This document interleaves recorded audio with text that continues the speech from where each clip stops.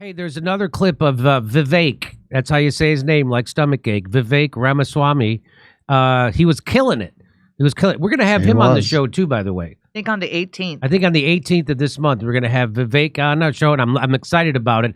I wasn't excited until I saw his performance at this GOP debate, and now I really am looking forward to it. And so here he had some, I forget what this clip is, but let's watch it. I want everybody at home to know that I was the first person to say we need a reasonable peace deal in Ukraine. Now a lot of the neocons are quietly coming along to that position, with the exceptions of Nikki Haley and Joe Biden, who still support this, what I believe is pointless war in Ukraine. And I think those with foreign policy experience, one thing that Joe Biden and Nikki Haley have in common is that neither of them could even state for you 3 provinces in eastern Ukraine that they want to send our troops to actually fight for. Look at that. This is what I want people to understand. These people have, I mean, she has no idea what the hell the names of those provinces are, but she wants to send our sons and daughters and our troops and our military equipment to go fight it. Hey, why should she be able to name a province in Ukraine when it's not going to be there next week anyway? Hey, welcome to Craterville, the largest man-made lake in the country. Who says Americans didn't spend their tax dollars wisely? Just look at the construction jobs we've created in the eastern part of Ukraine. We bring good news from above like manna. He's got a little bit more to say, I think. So reject this myth that they've been selling you, that somebody had a cup of coffee stint at the UN and then makes $8 million after, has real foreign policy experience. It takes an outsider to see this through. Look at the blank expression. She doesn't know the names of the provinces that she wants to actually fight for. And there's a puppet masters right there. The donors right there that are playing her like the puppet masters. Hold on. Wow, he's doing the exact same thing Trump did. Yeah. When people booed him, he goes, there's the donor class. Those are her donors. Yeah. It's exactly what Donald Trump, he goes, look, I know I gave all these people money. Yeah. I know how this works. I used to give them money. They would do the bidding for me. And he's doing that same. So he didn't, it's, you know, if you can't be first, be second. And so Vivek is being second. So good for him. Well, he's the only person in this Republican primary, if we want to call it that, that has real political talent. You got Krispy Kreme over there. I don't know why he's there. But why is he there? But I don't know why either. But Russ, go ahead.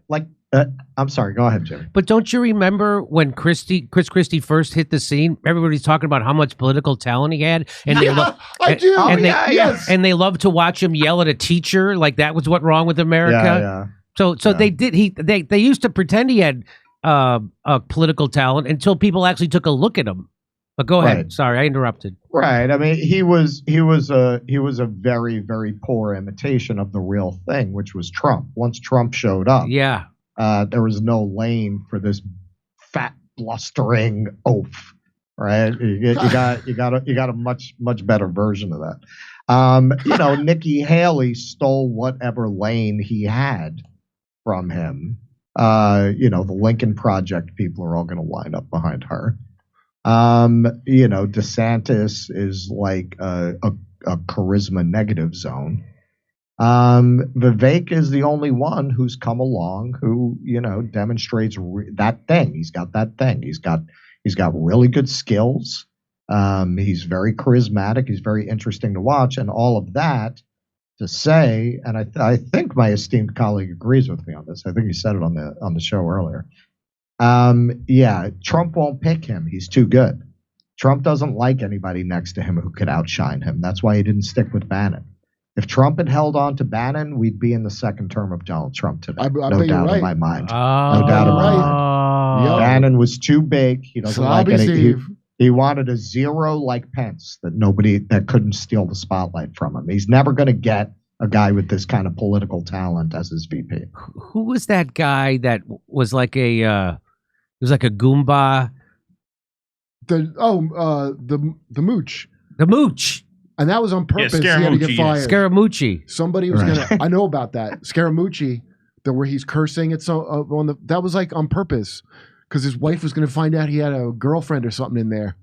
Yeah, I found that out a long time ago. Insider thing about the Mooch. Really? That's right. Well, that's what I heard. How do I know if it's true? That's what I heard, though. So Mike McRae did an impression of the Mooch. It was hilarious, and it was ridiculous how he went out. It was the Mooch liked it. He was like, oh, people are doing impressions of me. I bet that's how I would feel. People like the Mooch. I've never met the Mooch, but people like the Mooch, I've been told. I would like the Mooch. I'd like to meet the Mooch. Chris Christie reminds me of Ted Cruz. Remember when Ted Cruz was running against Trump? Yeah. People were like, you look like a sea monster. Chris Christie has that same sad Ted Cruz face while Megan is asking him, like, nobody wants you. Why are you in the race? You hear the question she asked him while he just sits there. No, I didn't watch the debate. Nikki Haley. Nikki Haley, it looked like shit, but he looked really. Like, it was brutal. I gotta go watch it. I was watching Natalie Lafourcade bring it hard in San Jose.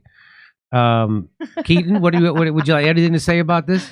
Well, the only other thing I would add about Vivek is, he has what Trump had going for him too in terms of the circumstances where he's not one of these people's colleagues. Like when you're not in the House or the Senate or you're not a governor, you don't have to maintain good relationships with these people for after the race is over. Like you can just go in, hit them as hard as you can. If you win, great, as Trump did. And if you lose, whatever, you get back to your life. Like you're not embedded into this system to the point where you have to be careful what you say to these people. And that's something that he has going for him.